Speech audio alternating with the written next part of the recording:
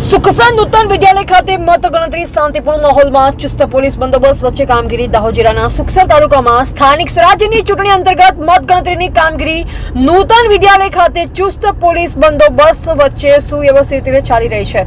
તાલુકા પંચાયત અને જિલ્લા પંચાયતની બેઠકો માટે થયેલી મતદાન પ્રક્રિયા બાદ આજે મતગણતરી શરૂ થતા ઉમેદવારોને તેમના સમર્થકોમાં ભારે ઉત્સાહ જોવા મળી રહ્યો છે. મતગણતરી કેન્દ્ર આસપાસ કાયદોની વ્યવસ્થા જળવાઈ રહે તે માટે સુખસર પોલીસ સ્ટેશનના પીઆઈ એમ રાઠોડના માર્ગદર્શન હેઠળ પૂરતો પોલીસ બંદોબસ્ત ગોઠવવામાં આવ્યો છે.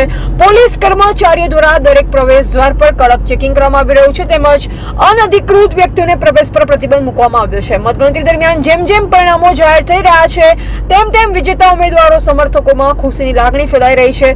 જીતનાર ઉમેદવારોને તેમના સમર્થકો દ્વારા ફુલહાર પહેરાવી અભિનંદન પાઠવવામાં આવી રહ્યા છે અને વિજય ઉત્સવની ઝલક જોવા મળી રહી છે. સંપૂર્ણ પ્રક્રિયા શાંતિપૂર્ણ અને પારદર્શક રીતે પૂર્ણ થાય તે માટે તંત્ર અને પોલીસ તત્પરતા સાથે કામગીરી કરી રહી છે.